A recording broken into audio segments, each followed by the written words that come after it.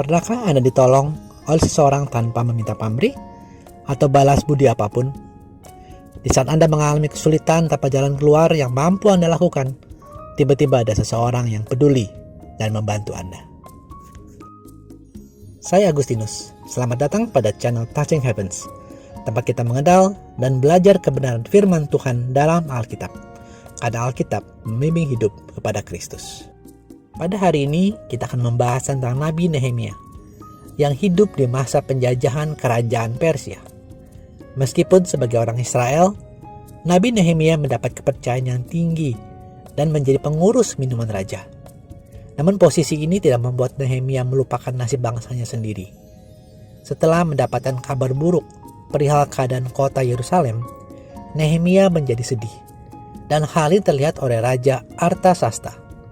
Raja pun bertanya dalam Nehemia 2 ayat 4, "Jadi apa yang kau inginkan?" Nehemia menjawab, "Hiduplah raja untuk selamanya. Bagaimana mukaku tidak akan muram kalau kota, tempat pekuburan nenek moyangku telah menjadi reruntuhan dan pintu-pintu gerbangnya habis dimakan api." Nehemia bisa saja tidak peduli karena ia sudah aman, nyaman, dan hidup bercukupan.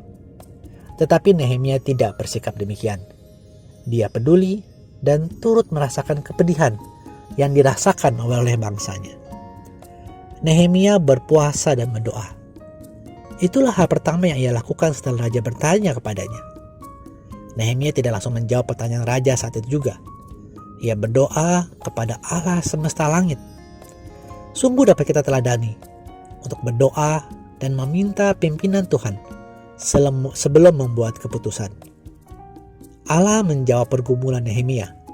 Dengan jalan, Raja Artasasta mengizinkan Nehemia dan bangsanya pulang ke Yerusalem untuk membangun kota itu. Di Nehemia 2 ayat 7-8, "Berkatalah aku kepada raja, jika raja menganggap baik, berikanlah aku surat-surat bagi bupati-bupati di daerah seberang sungai Efrat, supaya mereka memperbolehkan aku, lalu aku sampai tiba di Yehuda. Pula sepucuk surat bagi Asaf, pengawas taman raja, supaya ia memberikan aku kayu untuk memasang balok-balok pada pintu gerbang di benteng bait suci, untuk tembok kota, dan untuk rumah yang akan kudiami. Dan raja mengabulkan permintaanku itu, karena tangan Allah yang murah melindungi aku." Dengan perkenanan Allah, Nabi Nehemia mendapatkan restu dari Raja Artasasta. Segala keberhasilan Nehemia dinyatakan dalam imannya. "Karena tangan Allahku yang murah melindungi aku." Dan hebatnya lagi, setelah ia membangun kembali kotanya, ia sendiri tidak mencari keuntungan apapun dari apa yang telah ia buat. Tidak banyak orang yang mau bantu sesamanya, apalagi tanpa pamrih. Bahkan banyak yang menutup mata, telinga, dan hatinya akan kesulitan dan penderitaan sesamanya. Namun alangkah bahagianya saat kita yang mendapatkan pertolongan dari kepedulian seseorang seperti Nabi Nehemia ini. Teman-teman, jika Anda pernah ditolong atau jika Anda tergerak saat mendengar renungan ini, berarti Tuhan ingin mengajak Anda turut berkarya dan menjadi berkat untuk sesama. Apakah ada yang Tuhan taruh dalam hati Anda untuk Anda bantu? Ataukah Anda tahu apa yang dapat diperbuat untuk kebaikan sesama, masyarakat, dan gereja? Hari ini Tuhan kembali mengetuk hati Anda. Mari kita buka pintu hati dan mempersilahkan Roh Kudus memimpin kita. Apapun yang dapat Anda lakukan untuk menolong sesama, lakukanlah itu. Jika banyak yang bertindak seperti Nabi Nehemia ini di saat ini, yaitu mereka yang mau dipimpin Tuhan untuk tanpa pamrih menolong sesama dan masyarakat, maka betapa baiknya keadaan kita semua.